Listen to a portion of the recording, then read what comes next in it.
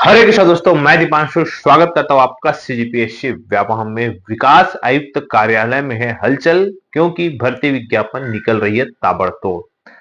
भले संविदा, लेकिन कहीं ना कहीं बेरोजगारों के लिए कुछ, कहीं ना कहीं प्रकाश की किरण देखने को मिल रही है। दूसरी तरफ बहुत ही ज्यादा महत्वपूर्ण भर्ती आई नहीं कि अभ्यर्थियों में पड़ चुका है दरार, और हो सकता है जो इंजीनियर है उनको खासा झटका लग सकता है योग्यताओं के संबंध में। इस पर विस्तार पूर्वक बातचीत करेंगे, और इसके अतिरिक्त जो भर्ती विज्ञापन निकला है उस पर भी हम विस्तार पूर्वक बातचीत करेंगे। तो आप लोग वीडियो के अंत तक बने रहिएगा। और सबसे पहले हम बात करेंगे विकास आयुक्त कार्यालय से। ये लेटर निकला हुआ है जहां पे बताया गया था कि जो रोजगार सहायकों की वैकल्पिक व्यवस्था किया जाता था उसको अब बंद किया जा रहा है, और उस पर अभी तक कोई भी वैकल्पिक व्यवस्था न की जाए ये बताया जा रहा है। क्योंकि कहीं कहीं पर बहुत सारी शिकायतें, बहुत सारी धांधलियां का आरोप कंटिन्यू लग रहा था, जिसकी वजह से विकास आयुक्त कार्यालय से बकायदा रोजगार सहायकों के संबंध में एक लेटर जारी किया गया है, जिसमें बताया गया है कि उनको अब वैकल्पिक व्यवस्था सरकार को नहीं करनी है, या एक प्रकार से जो भी अगर वैकल्पिक व्यवस्था करनी है तो ऊपर के अधिकारियों से पूछना होगा, और उसके बाद उनकी वैकल्पिक व्यवस्था की जाएगी। इस प्रकार का ये लेटर जो है वायरल हो रहा है। अब हम बात करते हैं अन्य खबर के बारे में, जो है आपके भर्तियों से संबंधित।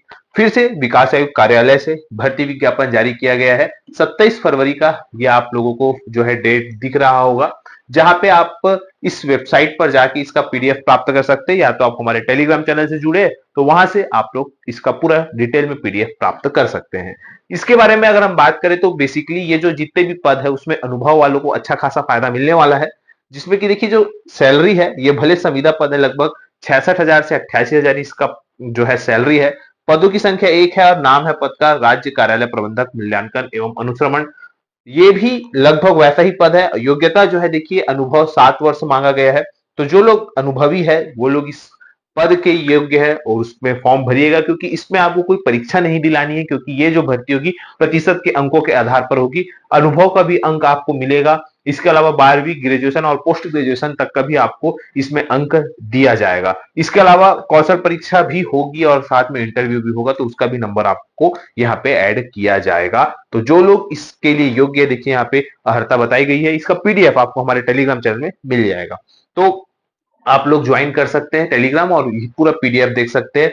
सहायक राज्य कार्यक्रम प्रबंधक, ये पूरे पद है, इसकी योग्यता है, और इसके जो सिलेक्शन प्रोसेस है वो इस प्रकार से होगा। और इसका जो डेट है वो भी बता दिया गया है कि ऑनलाइन जो है आवेदन करना है कब से, 2 मार्च 2025 से करना है, मतलब कल के दिन से। और 24 मार्च 2025 तक इसमें आपको ऑनलाइन आवेदन करना है। आयु सीमा बता दी गई है 21 वर्ष मिनिमम है, और 55 वर्ष जो है मैक्सिमम है इसमें आयु सीमा। और आयु की गणना 1 जनवरी 2024 से की जाएगी, बताया गया है। तो बिल्कुल आप लोग, जो लोग योग्य है उस लोग बिल्कुल फॉर्म भरे, क्योंकि यहाँ पे लेखापाल और भृत्य के भी पद है। और यहाँ पे भी लेकिन 2 वर्ष का अनुभव मांगा गया है, 2 वर्ष और 1 वर्ष का अनुभव मांगा गया है। तो जो लोग अनुभवी है वो निश्चित तौर पर इसमें फॉर्म भरिएगा।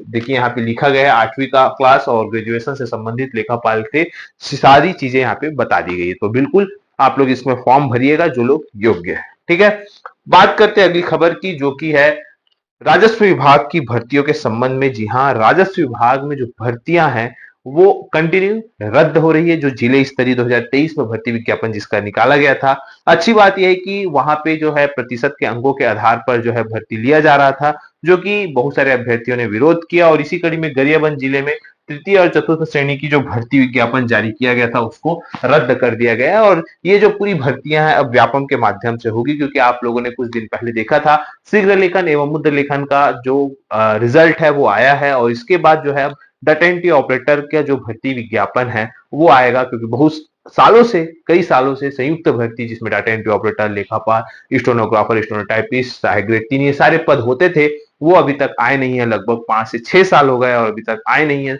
तो भारी तादाद में विभागों में पद खाली भी है, और अब शीघ्र लेखन, मुद्र लेखन की परीक्षा भी समाप्त हो गई, उसका रिजल्ट भी आ गया। तो निश्चित तौर पर अब आपको आने वाले समय में इसका भर्ती विज्ञापन जो है वो जारी होगा। इसी वजह से ये जो भर्तियां हैं इसको जो है वो कैंसिल किया गया है, और कहीं ना कहीं युवाओं की जीत हुई है।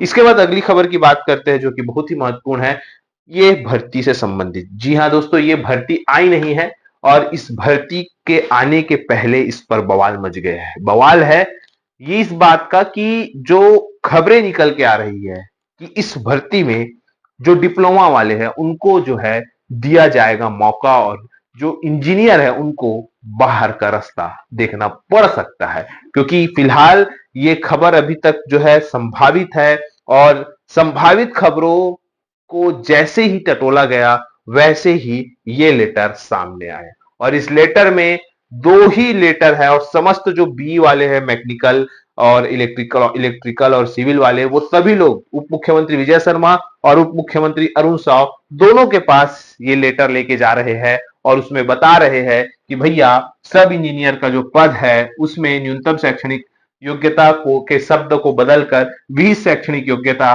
केवल त्रिस्तरीय डिप्लोमा कर दिया जाए।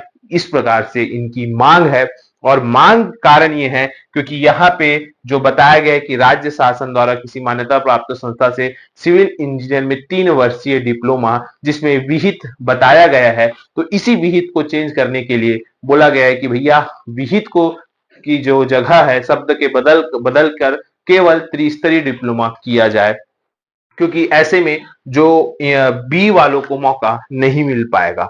और शासन को भी एक क्लियर गाइडलाइन जारी करना चाहिए कि कौन कौन सी योग्यता के लोग कौन कौन सी भर्ती परीक्षा का तैयारी कर सके, क्योंकि कई अभ्यर्थी तैयारी भी कर लेते हैं और उनका सिलेक्शन भी हो जाता है लेकिन उनके पास वो योग्यता नहीं होती।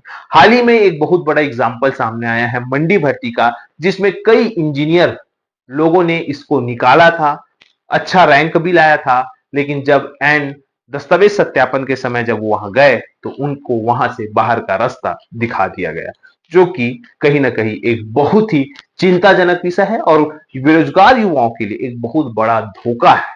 तो युवाओं के भविष्य को नजर रखते हुए सरकार को एक क्लियर गाइडलाइन जारी करना चाहिए कि कौन कौन से पद के लिए कौन कौन से अभ्यर्थी उसमें एलिजिबल होंगे। फिलहाल ये मैटर अभी बहुत ही ज्यादा हाईलाइटेड है क्योंकि बी जो इंजीनियरिंग किए हैं लड़के, चाहे मैकेनिकल में हो, सिविल में हो या इलेक्ट्रिकल में हो, ये भारी तादाद है इनकी संख्या और इन्हीं को अगर मौका नहीं दिया जाएगा तो फिर किन्हें मौका दिया जाएगा, सवाल इस बात का है। फिलहाल हम अधिकारियों से यही चाहते हैं कि ये बच्चे जो मांग कर रहे हैं उस मांग को सुने और ये वाला जो बस है, ये वाला जो आप लोग ये थोड़ा सा चेंज कर लीजिए भैया, ये जो विहित वाला है उसको चेंज कर लो और विहित के बदले आप लोग ये जो बच्चे बोल रहे हैं वैसा काम कर दीजिए, ठीक है। तो फिलहाल वीडियो यहीं तक, आशा करता हूँ चीजें समझ आई होगी। वीडियो अच्छा लगा तो इसे ज्यादा से ज्यादा लोगों तक शेयर करें, लाइक करें, सब्सक्राइब जरूर करें। वीडियो देखने के लिए धन्यवाद।